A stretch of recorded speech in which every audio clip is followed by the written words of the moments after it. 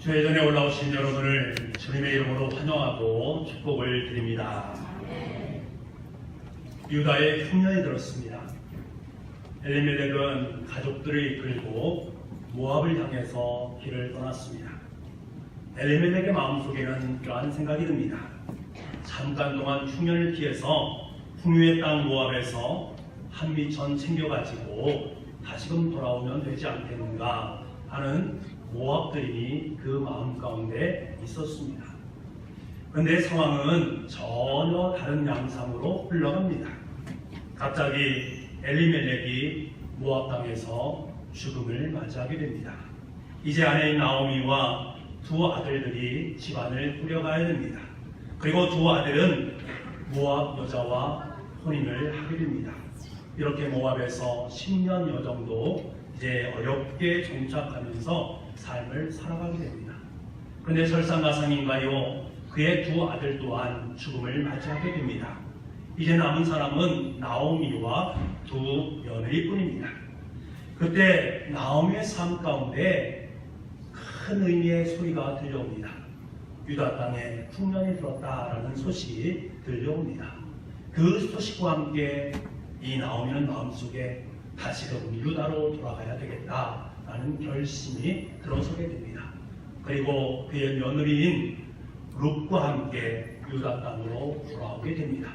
이것이 바로 룻기서의 내용입니다. 그런데 우리가 룻기를 읽다 보면 중요한 사실 한 가지를 인식할 수가 있습니다.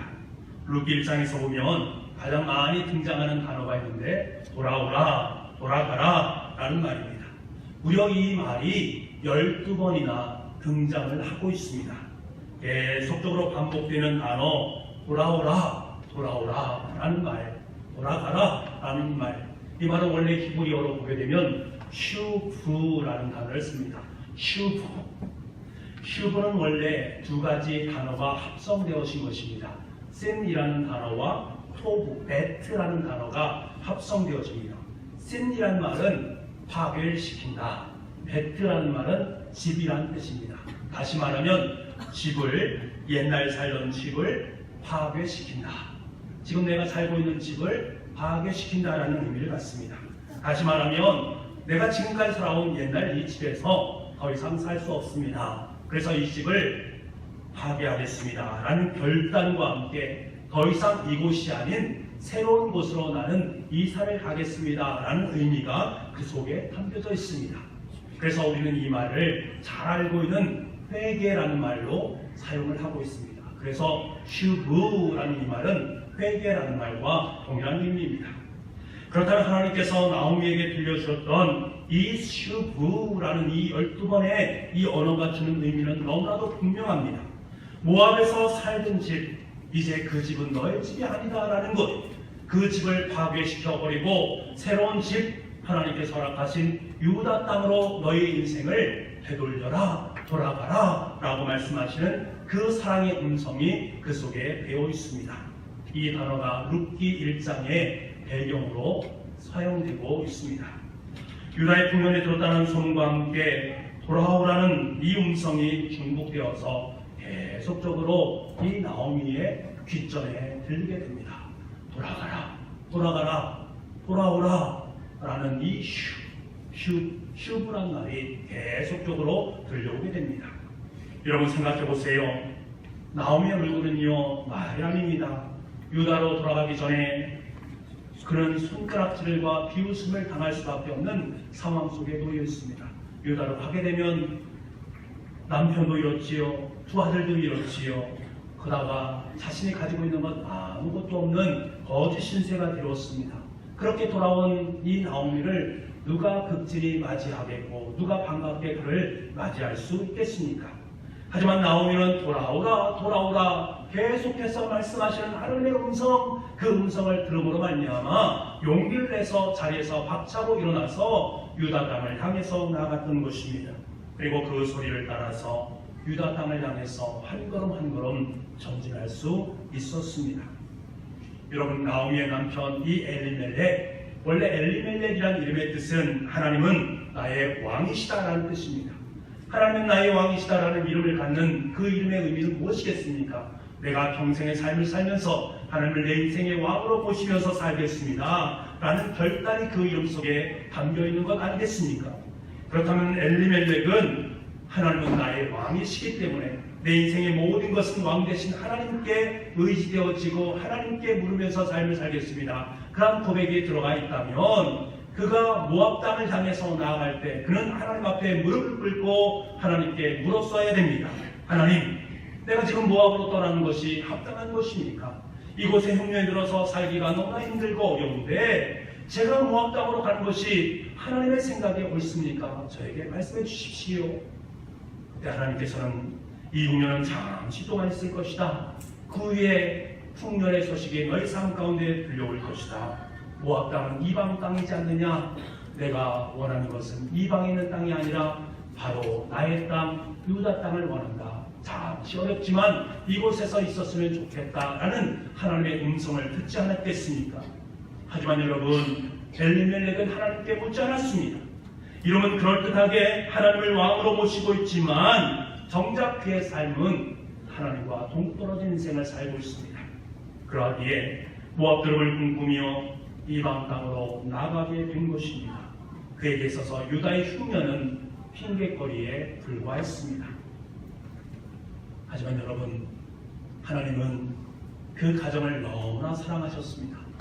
엘리멜렉도 죽고 그의 두 아들도 죽었지만 나오미를 통해 유다에 있는 흉년의 소식을 그에게 들려주시는 하나님의 음성, 그 사랑의 음성으로 그 가족을 다시금 구원하시고자 하는 하나님의 마음이 그 속에 담겨 있음을 보게 됩니다.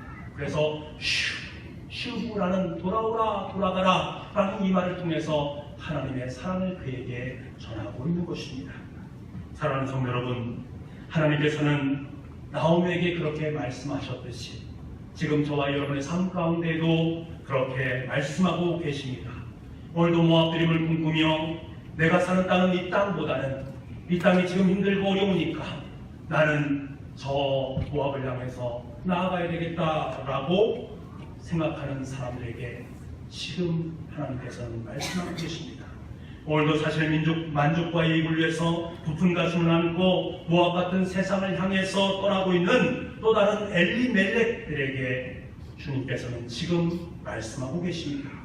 그리스도인이라고 말하면서 여전히 세상 것들을 바라오며 눈을 휘둥그리하게 뜨면서 세상 것을 사모하고 있는 마음을 가지고 있는 사람들에게 지금 하나님께서는 말씀하십니다.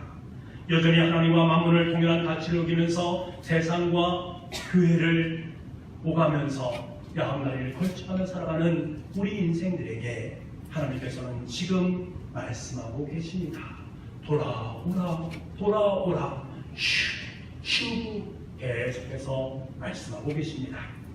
사랑하는 북부가족 여러분, 우리는 6월 18일 러브로 삶 전도 축제 주일로 선포하고 지금까지 기도하면서 준비해 왔습니다. 믿지 않는 가정들을 위해서, 믿지 않는 가족들을 위해서, 그리고 주변에 믿지 않는 영혼들을 위해서 간절히 기도하면서 지금까지 하나님의 말씀을 그들에게 나누길 소망했습니다. 여러분, 기도하면서 준비했다는 것은 무엇을 말합니까?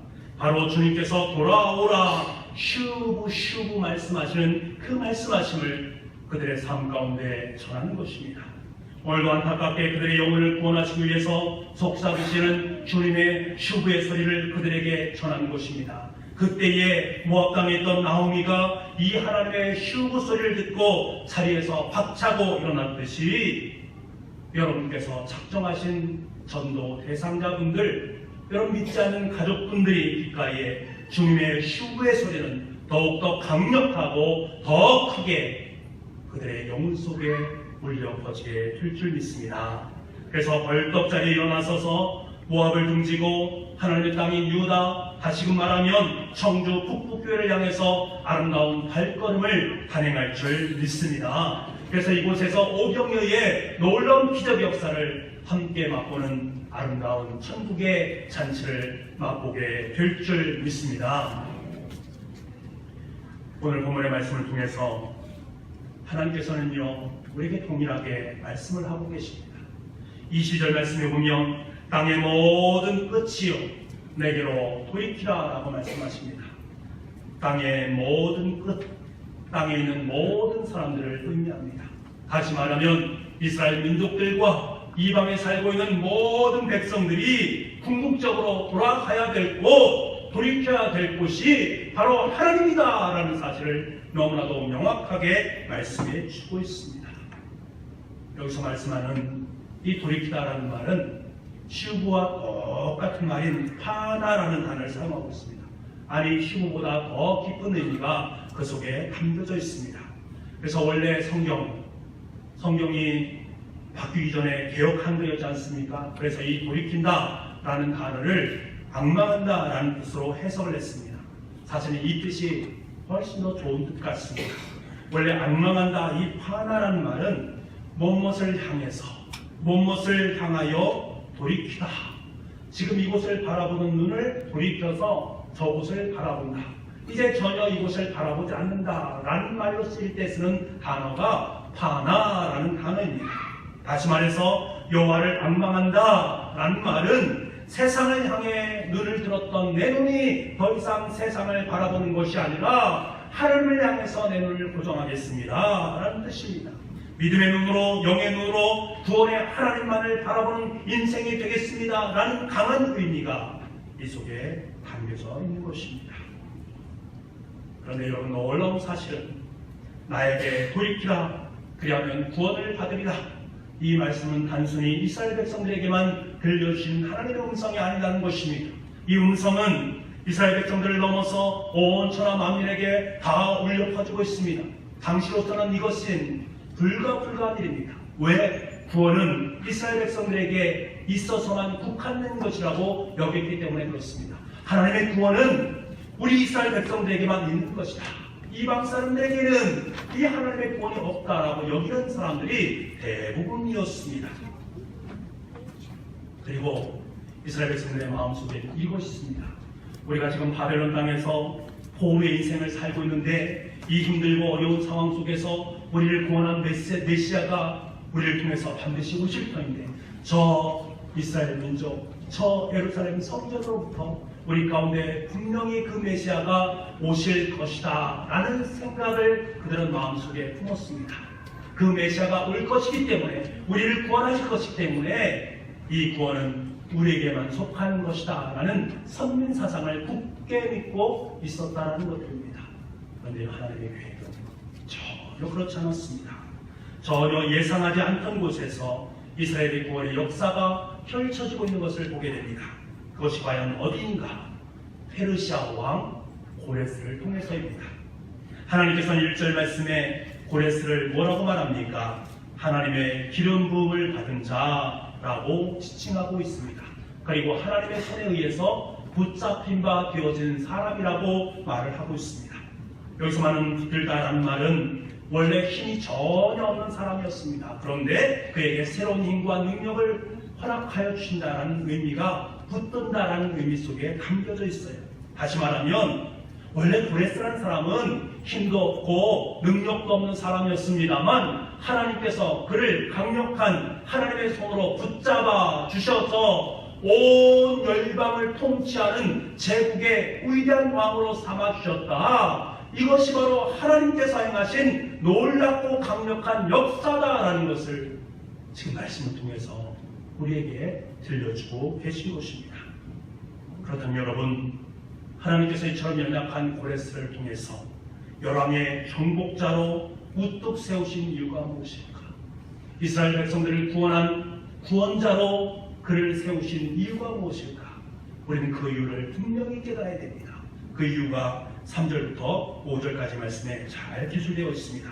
우리 3절부터 5절까지 말씀을 함께 읽도록 하겠습니다. 시작.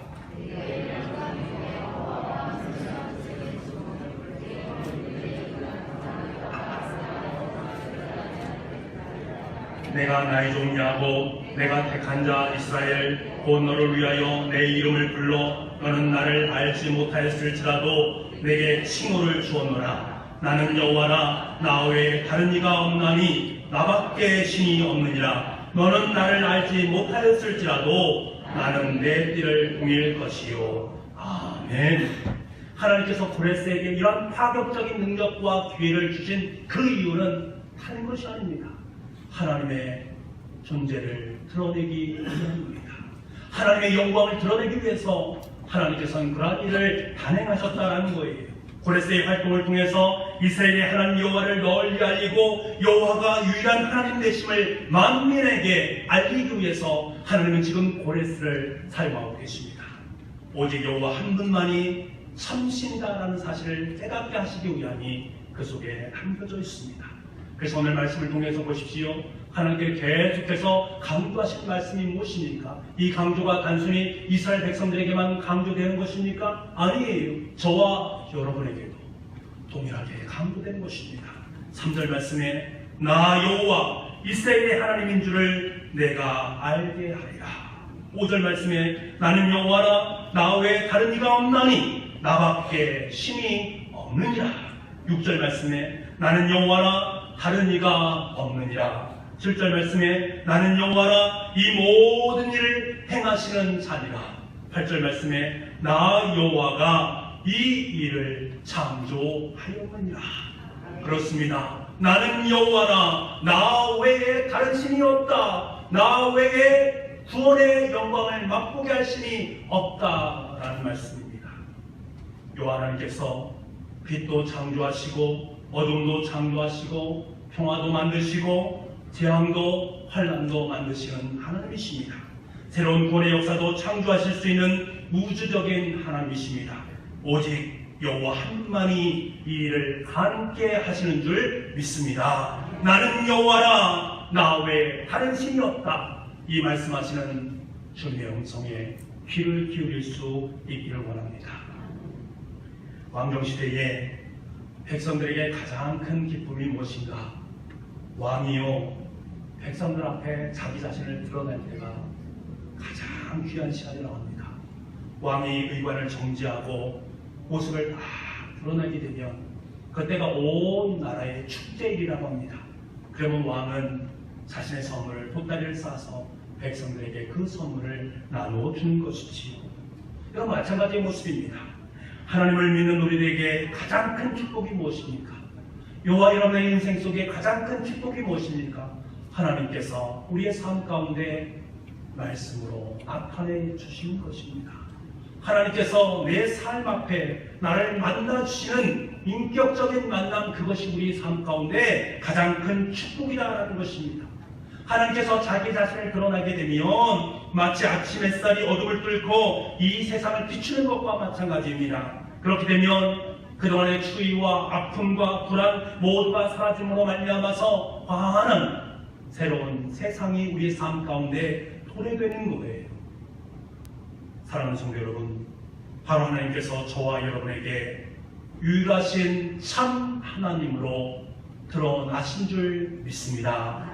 그때 우리가 그것을 믿게 되면 저와 여러분에게 어둠을 뚫고 밝은 빛이 비추게 됩니다. 죄악의 사슬이 벗겨지게 되고 주의와 불안이 사라지고 참된 평안이 우리의 삶 가운데 도래하는 줄 믿습니다. 그리고 우리의 두 손에는요 엄청난 큰 축복의 선물인 하나님의 자녀라는 아름다운 축복의 선물이 우리 가운데 드리운 줄 믿습니다. 하나님의 자녀, 하나님께 너희 삶 가운데 모든 것들을 상속받을 자격이 내 삶 가운데 있다라고 말씀하시는 그 하나님, 하나님의 기업을 전부 상속받았다라는 사실을 실감나게 만들어주는 단어가 하나님의 자녀라는 거예요. 이 하나님의 자녀, 이것이 바로 저와 여러분의 삶의 현실이다라는 것입니다. 우리 인생 속에 이 두 손에 하나님의 자녀라는 엄청난 큰 선물, 은혜의 선물이 드리워졌음을 기뻐할 수 있기를 원합니다. 그러므로 여러분, 오직 하나님께로 돌이키시기 바랍니다. 오직 하나님만을 앙망하시기 바랍니다.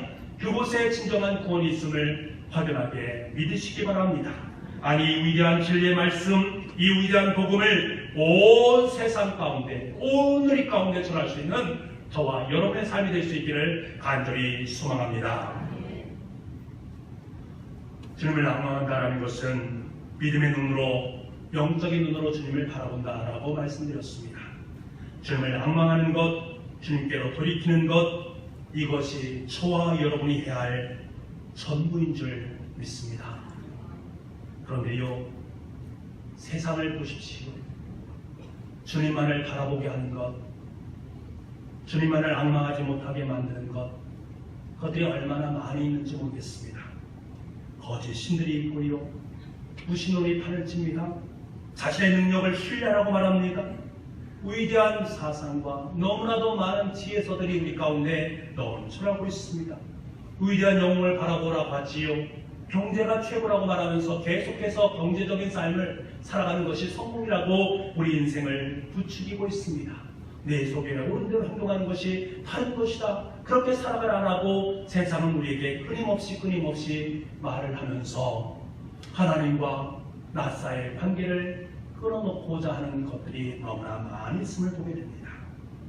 여러분, 이러한 세상의 것들이 여러분의 인생을 변화시켰습니까? 이러한 세상의 것들이 정말로 여러분의 삶 가운데 참된 구원의 영광을 맛보게 하셨습니까? 이러한 모든 것들이 지금까지 살아오면서 여러분의 인생 속에 가장 가치 있고 의미 있는 참된 성공을 여러분의 삶 가운데 안겨주었습니까? 전혀 그렇지 않습니다. 여러분의 삶의 일정 부분엔 도움이 될 수 있었지만 점점 더 하나님과의 거리를 멀게 만들어 오는 것들이 바로 이러한 것들, 세상의 것들입니다. 그러므로 여러분, 좌우나 우나 바라보지 마십시오. 그것을 바라보게 되면 하나님과 거리가 멀어질 수밖에 없습니다.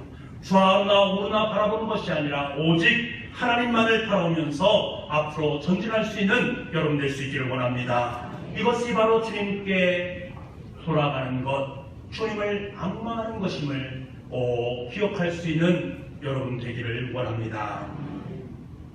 하나님께 돌이켜라, 하나님을 앙망하라 라는 말씀에는 원래 하나님을 바라보라 라는 의미도 있지만 더 중요한 것은 우리 정체성의 문제가 그 속에 담겨져 있다는 것입니다. 우리는 강자 이야기를 잘 알고 있습니다. 강자는 아버지의 집을 떠났습니다. 그는 자신의 잘못으로 인해 비참한 인생을 살아가지 않습니까? 아무리 열심히 일을 하고 최선을 다해도 하루 한 끼 먹고 사는 것이 어려운 삶의 지경 가운데 있었습니다. 그런데요, 그 삶의 조항 속에서 그가 할 수 있는 최선의 일이 있었습니다. 아니, 최고의 일이 있었습니다. 그것이 무엇입니까? 바로 자신에게 아버지가 있다라는 사실입니다. 나에게 아버지가 있었지라는 사고였습니다. 여러분, 강자가 나에게 아버지가 있다는 것을 깨닫는 순간에 그는 아버지를 생각했고 아버지를 향해서 발걸음을 옮길 수 있었습니다. 여러분, 우리가 하나님을 앙망한다는 말은 바로 나에게 하늘 아버지가 있다는 사실을 잊지 않는 것입니다. 이 사실을 깨닫게 된다면 비록 우리가 강자의 삶을 살아간다 할지라도 우리는 다시금 아버지께로 나아갈 수 있는 것입니다. 여러분, 이 시간에 저를 따라해 주시기 바랍니다. 나에게 아버지가 있습니다. 나에게 하늘 아버지가 있습니다. 이것이 바로 저와 여러분의 인생의 진정한 정체성이 될 수 있기를 간절히 소망합니다. 이 사실 매일매일 우리의 삶 속에서 고백하고 살아가는 사람은 항상 하나님을 앙망할 수밖에 없고 하나님께 돌이킬 수밖에 없습니다. 여러분의 얼굴을 주님께로 고정할 수 있기를 원합니다. 그리고 선포하십시오. 나에게 하나님은 나의 아버지가 되시고 나에게는 하늘 아버지가 있다 라는 사실을 선포할 수 있기를 원합니다. 그리고 하나님을 향해서 고개를 드시고 주님을 묵상하시면서 여러분의 형편과 처지를 하나님께 아뢰시기 바랍니다. 하나님께서는 가장 적절한 시간에 가장 위대한 방법으로 하나님의 음성을 듣게 만드시고 하나님께서 여러분의 삶의 자리 속에 최상의 모습으로 만나주시고 역사에 주실 줄 믿습니다. 이것이 바로 하나님을 앙망하는 삶입니다. 더 나아가서 하나님을 앙망하는 것은 내 마음속에 하나님이 계시다, 그런 나의 아버지시다 라는 것을 고백하는 것으로만 끝나는 것이 아닙니다. 그것을 뛰어넘어서 이제 전능자의 구원의 팔을 붙잡는 것입니다. 여러분, 우리의 마음속에 아버지 하나님이 계시다는 사실이 여러분을 구원해 줍니까? 아닙니다. 우리가 구원을 받는다고 구원받기를 원한다면 구원이 반드시 하나님께서만 온다라는 사실을 확실히 믿고 내 마음속에 하나님께서 계십니다. 하나님 아버지께서 내 마음을 주장하십니다. 라고 고백하면서 그 전능자 되시는 하나님의 팔을 굳게 붙잡는 것을 말합니다. 여러분, 고레스는 하나님의 팔에 붙들린 사람이었습니다. 하나님께서 강하게 고레스를 붙드시고 능력을 그에게 줌으로 말미암아서 그는 위대한 하나님의 역사를 써내려갔습니다. 그러나 너무나 안타까운 것은 그는 자신을 세워주시고 자신을 위대한 사람으로 만든 그분이 누구인가를 그는 깨닫지 못하고 있습니다.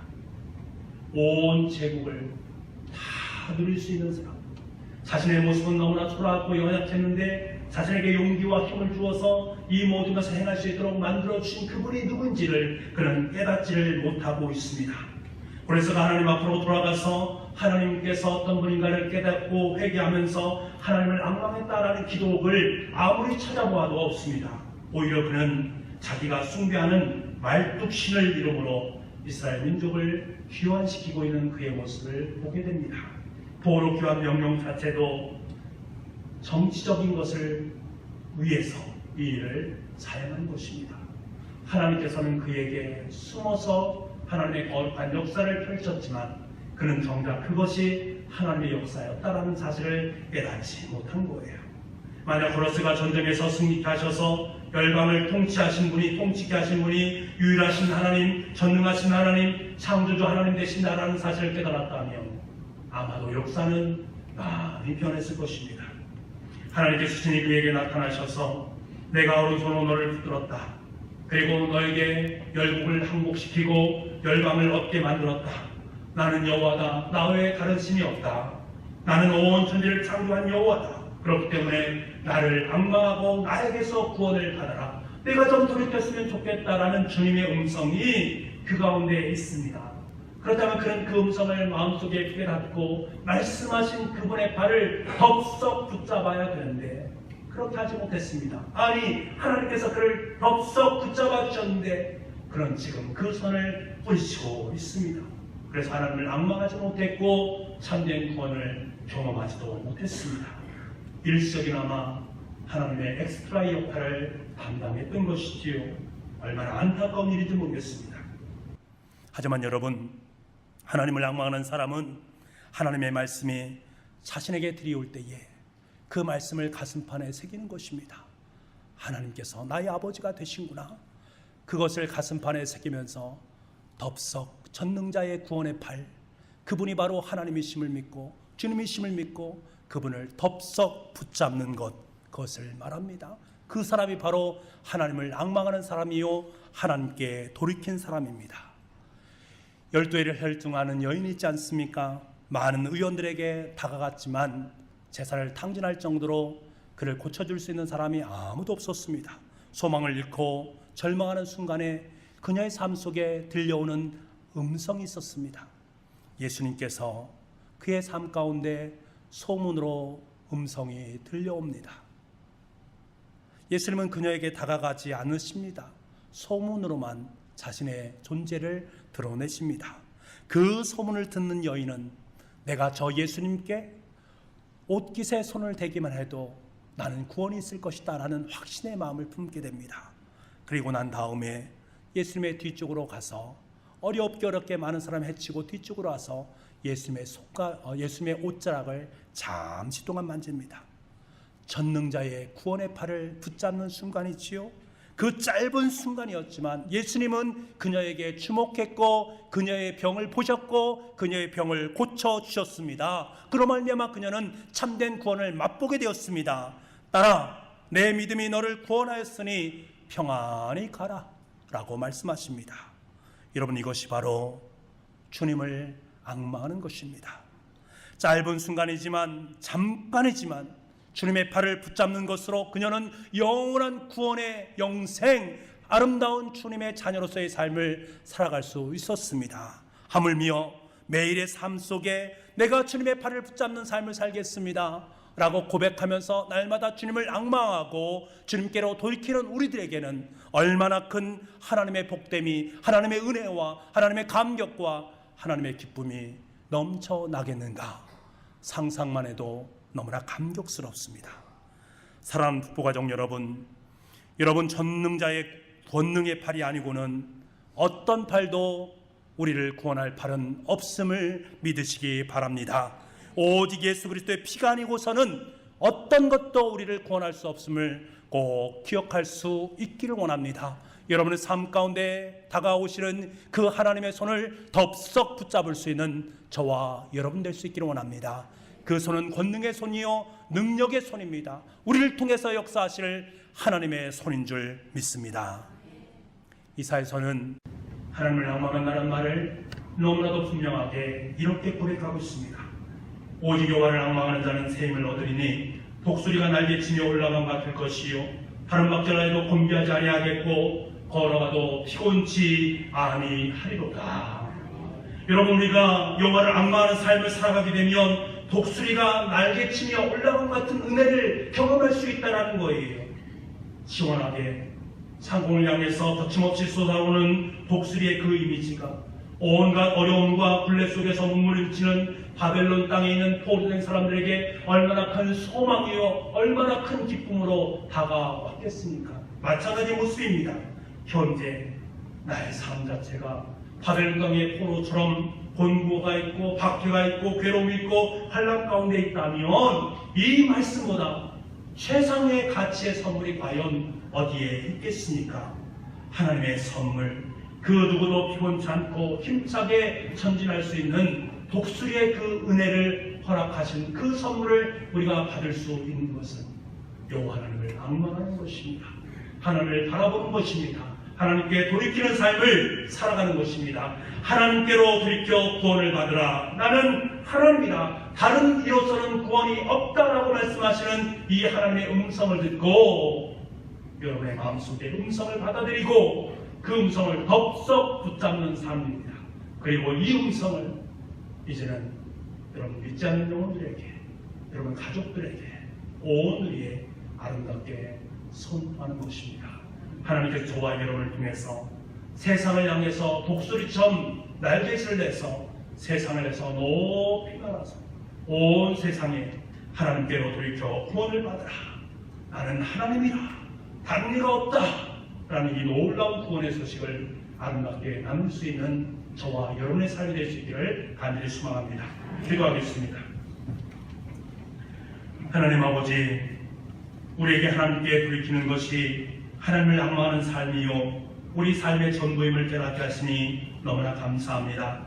늘상 우리의 마음속에 하나님을 품는 자임을 잊지 않게 하시고 오직 전능자의 손을 붙잡고 주님과 동행하는 주님의 사람들이 다 되게 하여 주시옵소서. 독수리가 날개치며 솟아오르는 것처럼 세상 속에 비상하여서 주님의 복음을 전하는 아름다운 전도인들의 삶이 될 수 있도록 주님 은혜 베풀어 주시옵소서. 모든 말씀을 예수님의 이름으로 기도드립니다. 아멘.